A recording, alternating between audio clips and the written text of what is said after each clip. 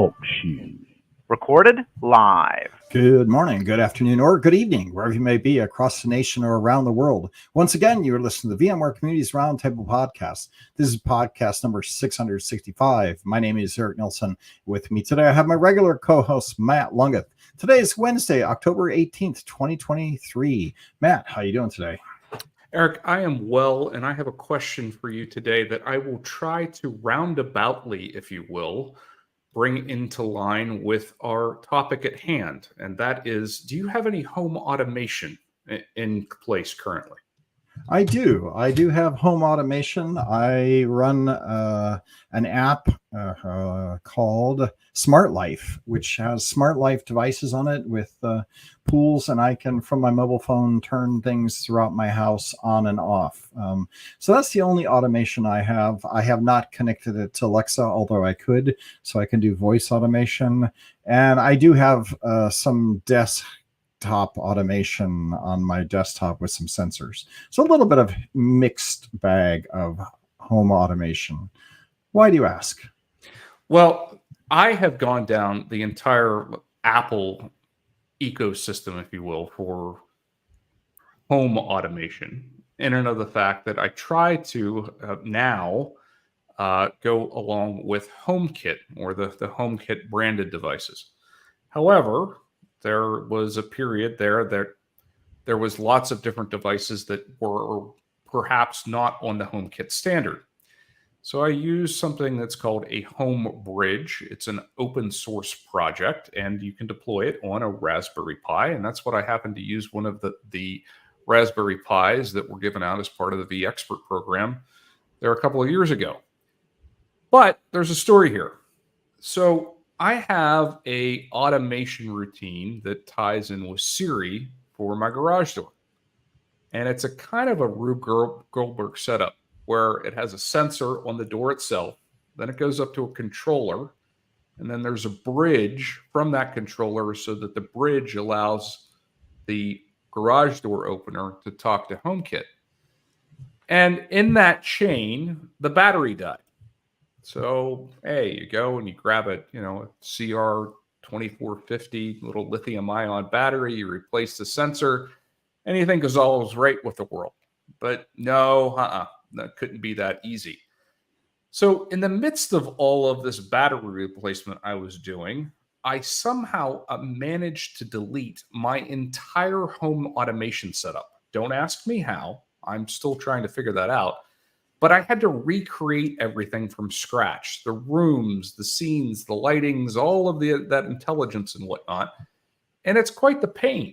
And you kind of you forget about how much that level of automation helps you out day to day. Things like just saying, hey, open the garage door, or set the scene, or the lights go on and off at night.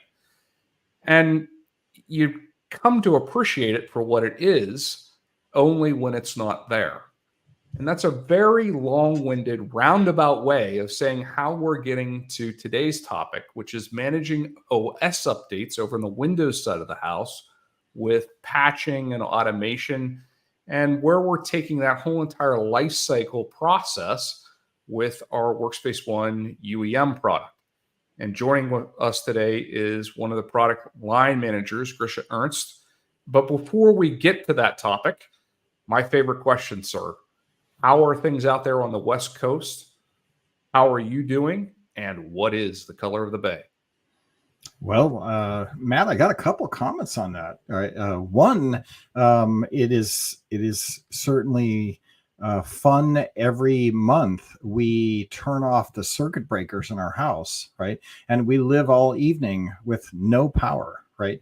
To ground us back to what life is really like when you don't have your phone going off, you don't have your television go off, you can't talk to Alexa and ask what the whale size is in, Alaska's XYZ. So it is an interesting world that we live in. And then there is a lot of technology that enables that. And it is fun to go back every once in a while without power. Do you smash typewriters with that night? Or, do you go full tilt without power, or is without it just power all night long? And I take some of my beak candles that we have and we light them up, and then we have to talk all night. And there just is no power, right? Which is interesting. Now you have to reboot everything, or you have to turn everything off, and all the systems. Yeah, I one time counted how many CPUs we've got running in the house to keep everything lit like that, and it's I think it's like 14 or 15 CPUs buzzing away, for various devices. There goes your uptime record. Yeah, there you go. There it is. It is beautiful. We have a late warm front coming through. It was cold last week, but today it's going to be 80 degrees, perfect weather, sunny, nice, warm, beautiful. Color of the bay is just a nice light green because it is a beautiful non-windy summer. Yeah, I want to say Indian summer, except we just haven't really gotten into winter yet, so that's not really the right term. But it is beautiful out here, and we're excited about getting to the Broadcom acquisition, right? They are a big community player. They do like community. They do like Explore. They've talked about having Explorers coming into next year. They do like community. So we're going, we kind of like, the vendor. We like Broadcom. We do actually I like hardware, so I'm kind of excited to see what it's like to be in with a company that also does chips and hardware. So there's always a new page turning. So we're excited about what's up and coming. So and if you get to go to Explore, which Explore is happening in Barcelona just in a few weeks, November 4th or 5th, I think it is. It starts. Just definitely come by November 6th to the 9th in Barcelona.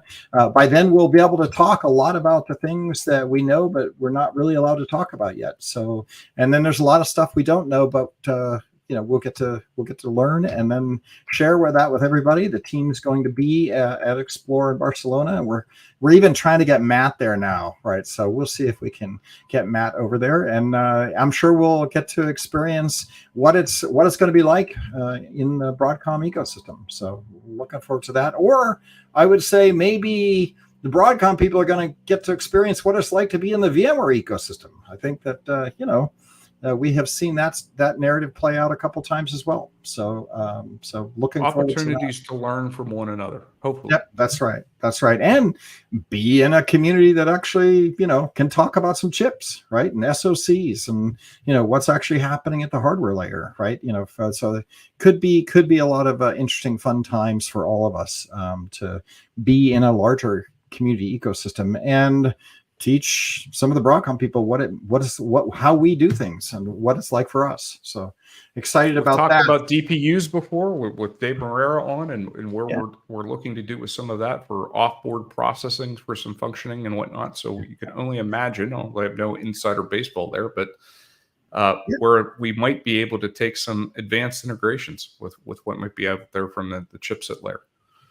And with that, we'll pop over to Corey Romero, who has been patiently hanging out. Corey, is it still snowing in Utah? And what's happening with vExperts that we should share with the community? It's no longer snowing here. We've got snow in the mountains still, but down here where we're at, or I should say up here where we're at, it is dry and still a little bit cold, but it's not too cold yet. So I'm still running around in shorts and t-shirt when I can. But other than that, vExpert got some exciting news here. So we've got an upcoming webinar on October 25th. It's going to be with VMware on holiday. This is a neat one. This is I got this. Speaking of some fellow Pittsburgh VMwareers, employees, Mr. Aaron Bolthouse, who's going to be part of this webinar. I got to see a little bit of insider baseball on this. This is a fun one. vExperts, listen up. Wednesday, October 25th. Project Holodeck. Corey, I'll let you continue along, but a great little one for not only for some testing out there for the home kit development, or let's say home lab development. I have home kit on the mind, but just for some great proof of concept and automations that's out there as well. Yeah, it's going to be exciting. Yeah, so the invites have gone out for that, so that's happening. Two other things. So for VMware Explore in Barcelona, we've got two things going on. So we are in talks with getting the vExpert party together. I've got details coming out to that to come later. Also, we've got some sessions that are open and some session slots for Explore at V Brown Bag. And I will send out mail to the V experts with some details on that, give you an opportunity to sign up and express some interest, and we'll work from there. Other than that, that's what I have for V expert. All right, cool. I know that we've already gotten a couple people submitted, Corey, for some of those Good. sessions. We've got William Lamb and a couple others that have raised their hands saying, hey, if you got an opening or two, we got a couple of topics we'd love to talk about. So that's good. So we're looking for it. I think we have like maybe 8 slots open between the two theaters. So looking for a way to fill those up. And perfect on that. Might even take one. Yeah. Right. All right. So Matt, I'll let you introduce our guests, and we'll get into the topic of managing Microsoft Windows OS updates and patches. Got it easier with VMware Workspace 1. Grischa, we always start out with our guests being a community-oriented podcast about a little bit of your personal background. So why don't you introduce yourself to our audience and give us the 5-minute background pitch on your professional experience and how you've come over to VMware and the roles that you have had within the organization, if you would please, sir. All right. Nice to meet you guys, and nice to be on this podcast today. Like I said, my name is Grischa Ernst. I'm based in Germany, so it's already 9 p.m. But I'm happy to join this to present and to talk about Windows updates. So right now I'm a product line manager at VMware in the Windows team. So Windows Update is one of my topics. I'm also covering other stuff all around Windows management with Workspace 1 UEM. So I'm doing this since, so officially since June this year. Before that, I was in our customer success unit as architect for nearly 4 years, I think. Also always focused on Windows management, and this is also the reason why VMware got me into this role. So I worked for Microsoft before as consultant for classic SCCM management, and then later a little bit Intune. But in general, Windows management, back in the days, there was the big release from Windows 10. So I did all the fancy new stuff with Windows 10 that was new and fancy, and everyone don't wanted to use it, but we still praised it at every customer. And now, today, we are in a stage where we can really use the stuff from Microsoft, and also in combination with Workspace 1 even easier. I think that's a great segue, right, into the topic in and of itself. Rather than what I'd like to do is, rather than dive into what the improvements are, is why we introduced the improvements to begin with. So to walk back and do a little history. And I don't want to go back the whole way. I don't want to go back into the Shavlik days and whatnot. Although I'm sure there's some of us out there that have been down the Windows patching updates that can remember Shav and the Shav acquisition. But it's a new breed, right? I mean, if we're going to embrace modern OS management, I think although you can be, depending on how you read through the lines of where Microsoft's at with SCCM or whatever they're going to call it for endpoint management or endpoint manager right now. But there is a new guard, and there is the update cycles and ring updates now and whatnot. So why don't we talk a little bit as far as that transition point that you had mentioned earlier, and how UEM now has made that changeover, or what made that changeover necessary is part of adapting the product to the fundamental rollouts, or let's call it further adoption of Win 10, Win 11 modern management out there for the endpoints. Yep, that's a great point. So initially, every Windows administrator loves to have the full control about everything Windows related, right? So back in the days with Windows 7 or even before, every administrator wanted to lock down the device till nothing can happen, right? So administrator accounts are a no-go. People can't, or end users will not be able to install applications, and they should not be interrupted with every work. Right? So they had really complex solutions. So for example, SCCM to update devices and make sure devices are still secure. And assuming that device was a majority of the time on the corporate network. That's correct. So, yes. Right. So that SCCM sequence could go out there and reliably hit that device, knowing that for a vast majority of those endpoints, that it was going to be on the network. Exactly. So we had the network limitation, and also administrator needed to go into, for example, SCCM or any other management system and approve updates one by one and test them and interdependencies, verify that right? nothing happens. Yeah, the classic one. So we had companies that have 2 or 3 or 4 people doing nothing than testing updates, testing the core applications, and so on and so on. So it was really resource heavy and time consuming. And trying to get all that done inside of the next patch Tuesday.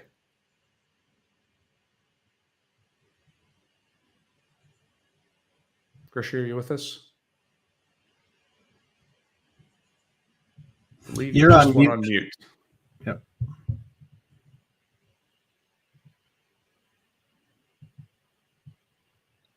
There you are.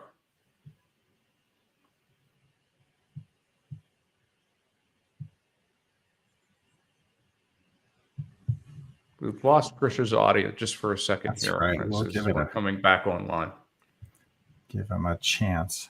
Coming from Germany, right? Like, it's amazing that everything works as cleanly as it does without very much lag. So yeah, there's not a lot of latency. We use Streamline. Listeners that are out there that don't that, let's just say this, consume our medium via a podcast and don't go over to the YouTube channel may not be aware we use StreamYard as a streaming platform.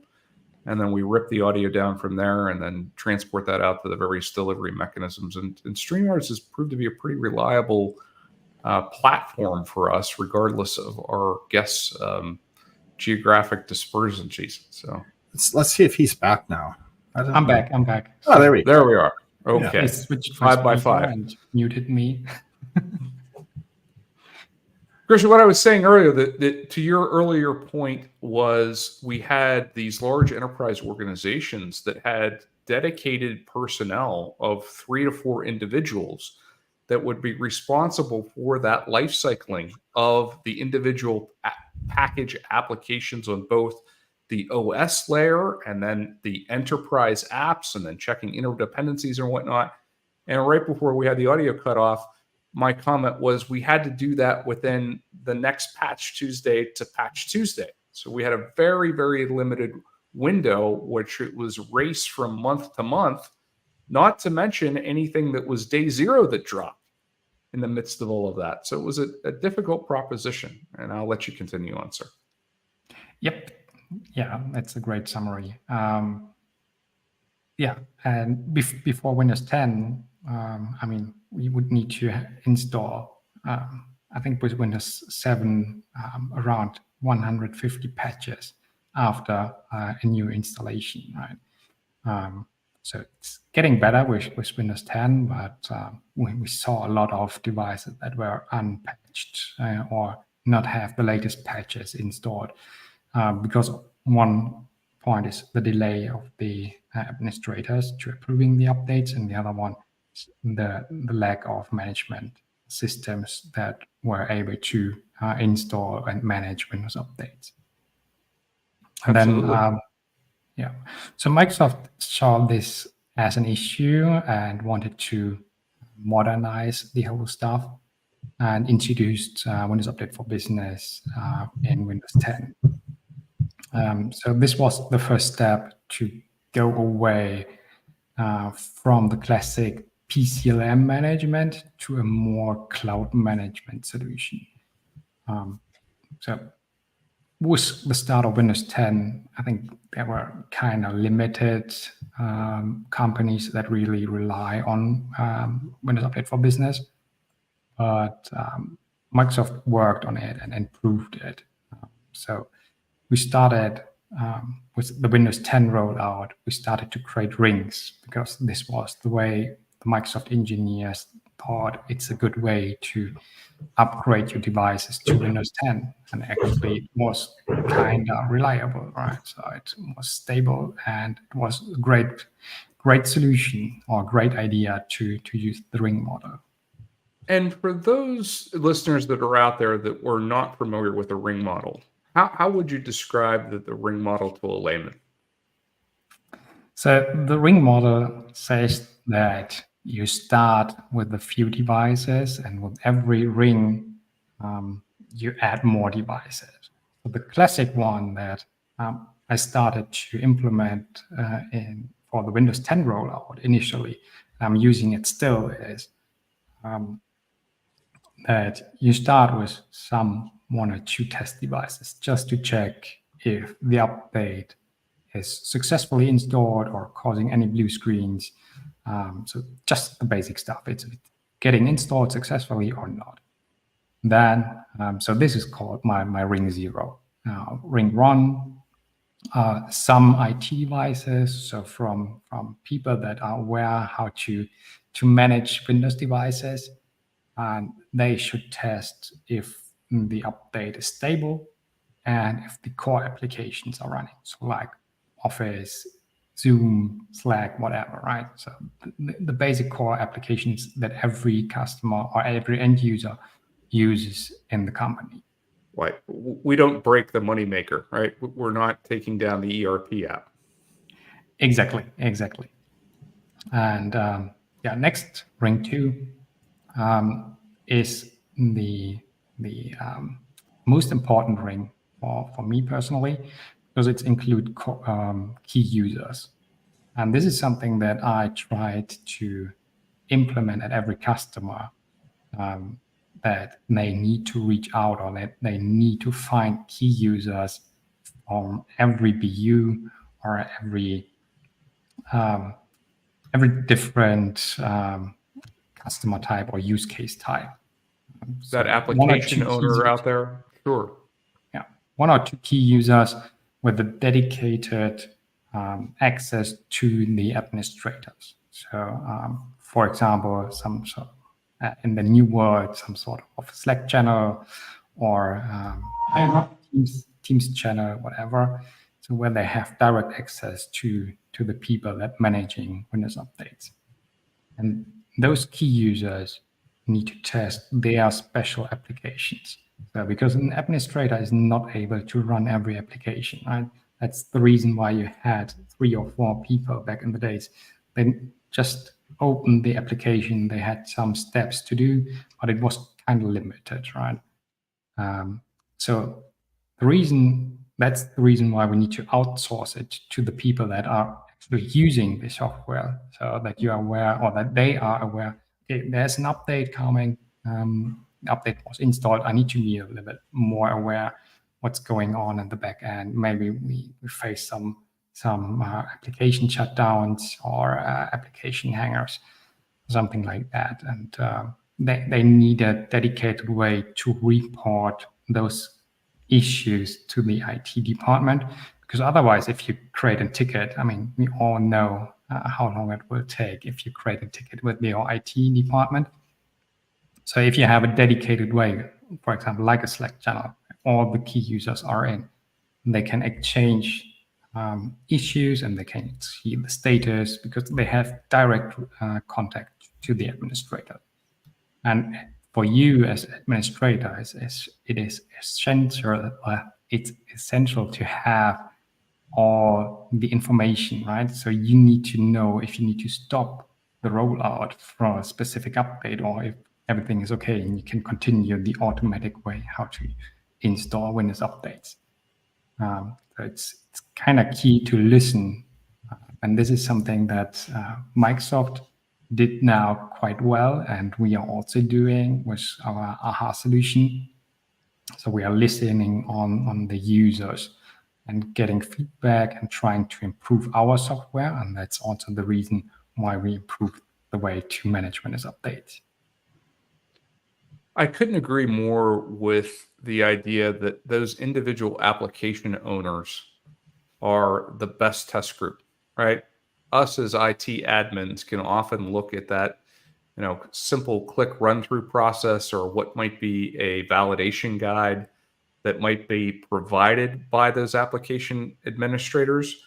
But what we make look as acceptable might be a totally different thing out there to the application owner that's in their day-to-day, where they can notice that anomaly or can run even outside of their playbook of knowing what is coming, to your earlier point, that might be affected, that then they can adjust and maybe expand the scope of testing as necessary.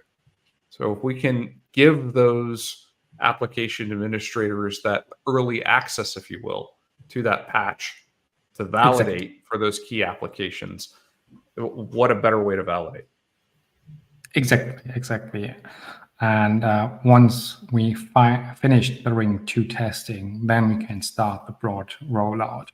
And this is then up to the administrator to define how many rings they really want to have.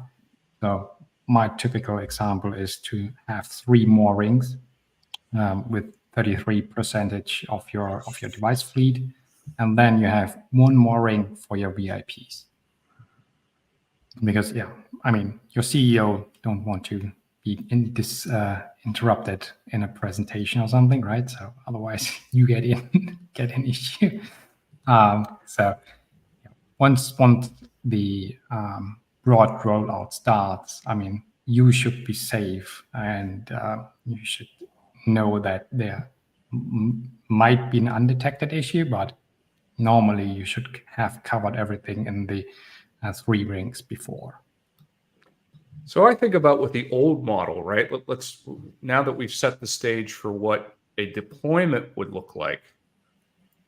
Now I want to also step back of, okay, old model analogy of what happens if we're 3 days in, we've done as much testing as we possibly can, but there's something out there and it broke that core app. I can remember then it's going back and figuring out, okay, well, what broke, right? Of those hundreds of patches that we had to include in this month's rolling cycle, which one was it?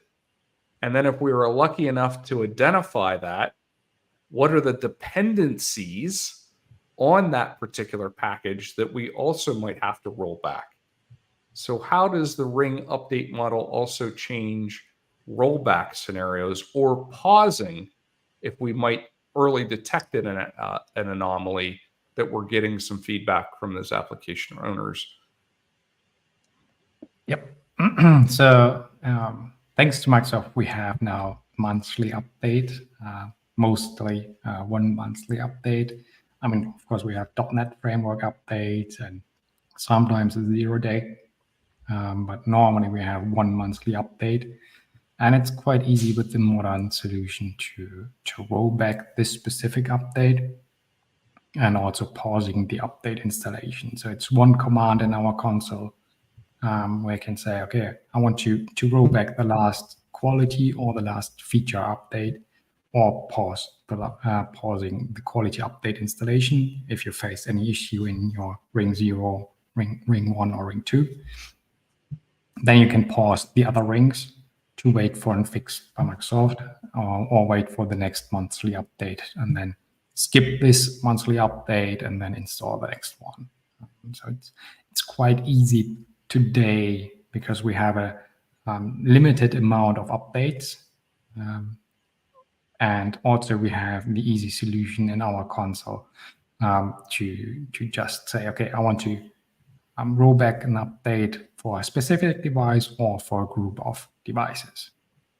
So for example, if you have detected, or if one of your key users detected an issue in ring 2, you can roll back the update in ring 2, in ring 1, and ring 0, and then wait for the next release. So was setting the stage in the ring methodology for both deployment and recursion, what was it in UEM that prompted the change? Was this a feature enhancement? And when we say change, these were fundamental, let's call it enhancements that were out there for UEM 2302 release that added more into that Workspace ONE updates lifecycle profile, if you will. So were these features there, or is this just a fundamentally different way to consume the what was available as part of these new Windows methodology, if you will? Yeah, so we need to split this in several parts. So before UEM 2302, we had a solution, but it was not quite good, to be honest. So it was kind of outdated because it was never touched years. So when we start with the configuration of Windows, so in a modern management scenario, we are using Microsoft CSPs. So it's configuration settings that we are using to configure Windows Update for Business. And we had a profile to configure it, but it was so outdated that it was not even supported anymore on newer Windows 10 devices or Windows 11 devices. So customers would need to go through all the documentation by Microsoft, checking which setting is supported, and create custom settings, which is quite hard to do. I mean, we have solutions for it, but it's still hard to manage because it's no UI that you can just say, okay, I want to enable this, disable it, and that's it. So it's XML code, and you need to copy paste it. So it worked, but it was kind of ugly to manage. So the first step that I did as PM is to go through all the configuration settings that Microsoft provides, all the latest news by Microsoft and by our friendly area. Corey, she's a product manager at Microsoft, and provided some news about, for example, update approval. Update approval was available in the old UEM solution, but it was or is not supported anymore by Microsoft. So you could still use it in UEM, but it was not supported by Microsoft. So we removed this, for example, and we relied completely on the Microsoft best practices and also on our best practices. So both together are now in the new profile and the new configuration profile, which will provide you an easy use case driven solution. So for example, if you're using a WSUS server, so some network server to deploy updates, you have different settings than if you use Windows Update for Business, obviously. Right? So you need other settings, and based on this selection, the profile gets enabled, disabled, and will show only the supported options, which is quite nice because there are only a few people who really understand Windows Update for Business because it's a really complex topic, and we wanted to make sure that everyone, even without the deep knowledge of Windows Update management or even with Windows management background, can be configure Windows updates. So, and for example, in the old solution, we had, I think, around 15 settings for reboot handling, which is completely crazy, and we now reduced it to 3. So you have one reboot handling for quality updates, one for feature update, and then you have the grace period for both. So it's kind of easy to use, and this is on the so this costs a lot of time also for me to go through all the settings by Microsoft. I mean, we're talking about around, I think, 70 settings or something to check which Lots of setting. potential, right? Depending on, I'm sure, not only is what is on. I mean, I always think of this as patch management in and of itself, right? Depending on what was thrown initially, it could have impact on any one of those incursions. So it's 7 or nth to the 70th, right? As far as probably number of possible iterations. Whereas now, if we're just simply going on and saying, hey, this is the deployment method that we're going to use between Windows Update for Business or WSUS, then we're now with a base declarative state of, based on the research that you have done. Now, sure, that an administrator, if they need to, can go in and make an individual change here or there, but we start off in a known good state, if you will. Exactly. This was our intention. If you enable the policy, then you have the best practices, like I said, so from Microsoft and from us combined, because not every best practice setting from Microsoft makes really sense. I mean, might make sense for some customers, but not for the majority of our customers. So the intention. And we have tooltips, right? As we're hovering over these individual settings now within the GUI. Yep. I wrote tooltips for everything. Hopefully, everyone understands which setting is or that they want to configure. Yeah, we have tooltips for everything. We have an easy way to configure Windows updates and best practices relying on our best practices. Yeah. So we've talked about the ring deployment methodology as far as getting the updates out there. We've talked about how that enables the administrator and application administrators to both pause those updates and do recursions. And then the improvements that we've made as far as which deployment methodology now, by taking known good best practices between both Microsoft and VMware for deploying either Windows Update for Business or WSUS. But the big other component, I have two other ones that are out there. I always think of with any type of MDM, and by MDM I mean modern. The M is modern, not mobile device management, but modern device management, is the telemetry backend, right? We put all of these rules in place. We try to push the updates out. And then how do we know that they actually got out to the device? And then even more so within this framework of our traditional reporting methods sometimes assumed that those devices were on premises. So what improvements have we made? And I know that there's been several from out there from the UEM console of not just picking that individual reporting utility, but now a mixture, as I understand it, between DISM and a couple other utilities are out there to make sure what we've laid down, that declarative state, is actually installed on the device. Exactly. So, and the old solution, or also even Microsoft solutions, are relying on the OMADM stack, or the MDM management solution or protocol by Microsoft. This is kind of limited because it's only get the information from Windows Update agent, from the BUA agent. And we saw, or if you only use the BUA agent, you get only the report of 60 or 70% of the updates that are actually installed on the device. So significant miss, in my opinion. Yeah, administrators always complain that they see more updates on the device in the control panel than in the UEM console. And that's why we enabled the new sampling engine in UEM 2306 now. And this means that we moved away from the OMADM channel and moved our sampling solution to our intelligent hub.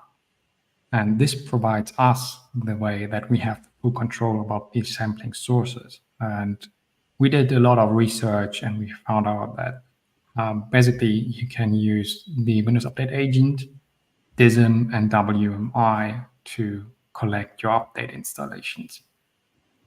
And only the combination of those three will provide you an accurate and 100% accurate update status of your device. And it's even so accurate that it's even more accurate than on the device in the UI. So if you go to Control Panel, you might see that your device is fully patched. But in our console, you see already the update that will come or will appear after reboot. So it will show even more updates than on the device itself, because it's so intelligent that it will detect also dependency updates or updates that are waiting for a reboot and then get shown in the UI on the device. So reporting that information from those three sources now back to the Workspace ONE administrator, is that within the UEM console, or we have moved those reporting capabilities over to intelligence, or is that a blend? So right now, we have this data only in UEM. So we are working on the back end to get the data into intelligence. The reason why it's not directly in intelligence is that the new Windows Update sample data is using the new modern stack in UEM. So it's microservices-based architecture. This also means that this is not available for on-premise customers. But the reason is that intelligence needs to find a way to get the data out of these modern stack architecture. So we are currently working on it. We have some environments where it's already enabled, but the big majority of environments will be enabled next year. And then you will be able to have this data also in intelligence. But in the meantime, with 23.10, so with the next UEM release, we will provide you a new monitor or new dashboard about your Windows updates. So you will get the sample data in UEM with nicely charts and a table where you can search for a KB article, see how many devices have this update installed or have it as pending installation or getting currently installed. So this is something with 23.10 behind the feature flag, because we are also relying on the new architecture. So we are looking for GA early next year for this. So then you will have all the solutions about Windows Update Management. So you will have it in UEM. You have a really easy to use reporting in UEM, and also you can expand the reporting with all the intelligence data. Eric, this is EUC, so I've been dictating the conversation. What say you, my friend? What questions do you have for our guest? You know, my questions are more like comments. Looking at the ring, definition of, where I would fit on a grouping, I would fit in the trailers where, you're the very end of the ring deployment. And I just would like a category, they have explorers, test pilots, wave riders, trailers. I want a post trailer, which is, can I just stay on Windows 10 forever and never touch my system again, so that it just will run in a state for like 10 more years? I kind of like that idea. That's about as far as I go when it comes to Windows updates. Please don't update anything, because my compilers and my Visual Studio and everything I do, I get very nervous when things start to change underneath me. But that's it, Matt. I don't really have a lot of comments here. I got to say that, when I worked at Sun Microsystems, I ran an install team for a while, right? And it's uber complex, right? And it is one of these things that is just crazy complex, what you're doing to upgrade operating systems, right? And the dependencies that come along, and just we had rocket scientists. It felt like working on just the installer and the permutations for install, right? And it hasn't changed, right? It is one of these things that you can spend your career on, just managing, getting updates across large number of machines. So give you guys all credit for doing it, right? That's all I can say about here. I don't really have anything other than congrats to Grischa and others who are getting their head around this and automating it and staying current with Microsoft, right? So that's all I got. I do want to call out a session from Explore San Francisco that Josh Burns and Grischa had done that's available to view on demand out there on the Explore events site. It is EUSB 2218LV. I said San Francisco. Listen to me. Las Vegas. Wow, I had San Francisco on the mind. But from Las Vegas this year, covering revolutionizing Windows updates from chaos to control, that covers many of these topics. And Grischa, one of the things that I had was called out as I was watching through that, and I'm not sure how much we can get into this, but towards the end of that video, the final component I had said about the ring updates, recursions, telemetry, and then there's always the firmware and drivers components of MDM that we throw in there, that sometimes are done with a separate solution, sometimes done with the OE vendor stack, and sometimes that it's included with a bigger MDM portfolio. But I saw that we had called out is a coming feature that we might be doing some device and driver level management is part of the bigger UEM portfolio. So can you touch on that a little bit? Maybe give us a little bit of, let's call it 30,000 foot view, if you will, of what might be coming. Yeah. First, I need to say, if you go to Barcelona in November, we are doing the session again. Fantastic. A bit updated. Right. Yep. But happy to meet you there. Yeah, search for Grischa's name in the content catalog and be sure to add that as a favorite and select that session. Exactly. Driver and firmware management. Yeah, we're working together with Microsoft very closely on this. Actually, it's one of the few things that works really well with Microsoft together. So Microsoft has introduced something that's called Windows Update for Business Deployment Services. And this is actually a service for all MDM solutions. So Intune can use it, we can use it, everyone else can use it. It's an API that's out there for MDM providers to consume. Exactly. It's just the normal Graph API. But we are working with Microsoft to shape and design those APIs for our needs, and which is quite good. So we have a really, really close relationship to the engineering team and to the PMs over there. And we will start with driver and firmware management early next year in our console. So this requires, because it's a Microsoft service, you need an E3, E5 license from Microsoft, and you need an Azure Active Directory joint device or an hybrid joint device, which should be no big deal. I mean, the license can be a big deal, but normally you have an E3 license. E3, E5, right? Sure. I mean, if you're consuming, an Office 365 subscription, which dare I say most customers are these days, you might have that as part of your package. Exactly.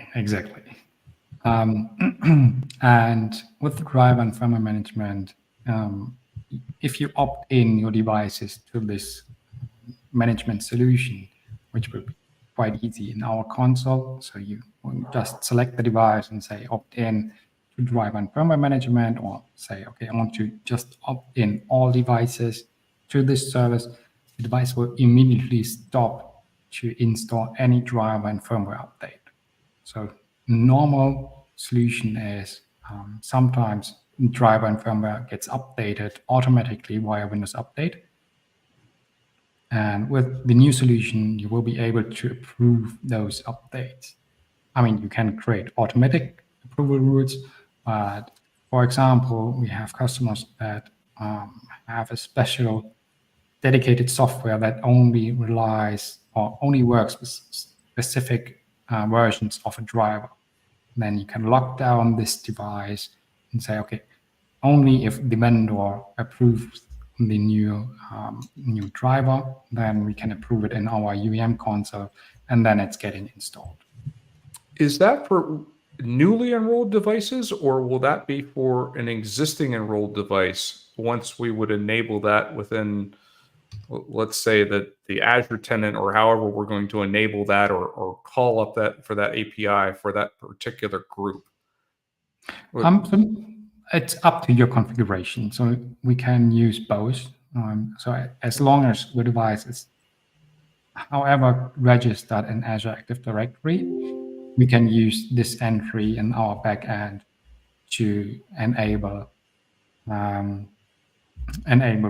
service. And then the device is opt-in, and then we can rely on the data and approve updates for this device or for the set of devices or groups of devices. Fantastic. Fun and new options that are coming out there, and new capabilities within the UEM console for driver and firmware management. And as we hit the top of the hour here, Eric, I will turn it back to you for closing thoughts on this topic and the vBarbecue report. Yeah, absolutely. Grischa, we always ask, are you on social media? So do you have a Twitter account, or shall I say X account now, that people can follow you on? I think I have one. Yes. So the answer is no there. That we'll give you that. We do want to call out the blog article that talks a little bit about the update. So blogs.vmware.com EUC. So just go to blogs.vmware.com/EUC, and you can search on managing Microsoft Windows OS updates and patches. It's also out there on the EUC Tech Zone. It's cross-referenced. Perfect, right? Yep. So go check out we're that. working on updating the Tech Zone's article about Windows Update Management. So it's I think 200 sites long article, and we are revamping it to rely on the new stuff. So this is coming soon. Nice. So go check that out. The EUC blog, blogs.vmware.com/EUC. Look for that one. And we do live stream on YouTube. So youtube.com/vbarbecue, BARBECUE. And with that, you can take a look at what Grisham looks like. We live stream, have cameras. So if you're listening to the podcast on Google Play or iTunes, you want to see what Grisha looks like, go check that out. And then you're in Germany, and so you do barbecue over in Germany. Do you ever get outside? I know they have a lot of sausage over there. What's your favorite barbecue? Do you get to do it? And if not, where do you go to get some barbecue? Or are you not a barbecue fan? No, I actually like barbecue. We have besides sausages, we have also good steak here. So. Yeah, you're allowed to get some steak. And do you ever do any barbecuing yourself? Of course. Nice. And are you charcoal, wood, pellet, or do you just use a gas like an oven? We use gas here mostly. Yeah. Oh, look, the Germans. Yeah. That they actually do things that easy and intuitive and well engineered. Imagine that, rather than torturing yourself with wood pellets and charcoal. I know Tony Foster's been waiting patiently. I don't know if you're still out there, Tony. I am. All right. Any barbecue? Been enjoying the conversation. I haven't grilled this week, but I'm grilling this evening. I'm planning on actually grilling up some sausages, since you mentioned it. And I am grilling those on a charcoal grill. The correct way to grill. There you go. We did get some fresh green peppers from the garden over the last week or two, and I did do some charring of my green peppers on charcoal, right? And it was very good. And then we did steak on the grill and sliced it up and kind of made grilled green peppers and steak. So pepper steak, we call it. It was very good. Enjoy that season. We're at the end of the grilling season, I would expect. So, there you go. And then who would want to stand outside for 4 hours and try to get their charcoal lit when you could just go and hit an igniter button and still enjoy it all year long? Yeah, I'm sure Matt's going to stay on that for the rest of eternity. Matt, when it's blowing snow and everything, are you going to be out there grilling? I absolutely do. I use it year round. Yeah, he does. Awesome. I know I'm out there grilling, so there you go. There are videos of me out there when the snow's flying, flipping meat on a charcoal grill. There you go. It can be done. We're at the top of the hour. Grisha, thanks for being here. Matt, as always, great conversation. Sign up for Grisha's session at Explore in just a couple of weeks. Search the content catalog if this topic is of interest to you, and be there at the event. Make sure you get yourself signed up, and be sure to be looking out for all of those vExpert unique invites and invitations that are going along with the event itself. We have a guest for next week, so we'll be back Wednesday, 12 to 1 every week. The next week's will be 666. I think we're going to rename it 667 just for those who are superstitious out there. Until then, everybody go get some barbecue. Have a great rest of your week and have a great weekend. See you then.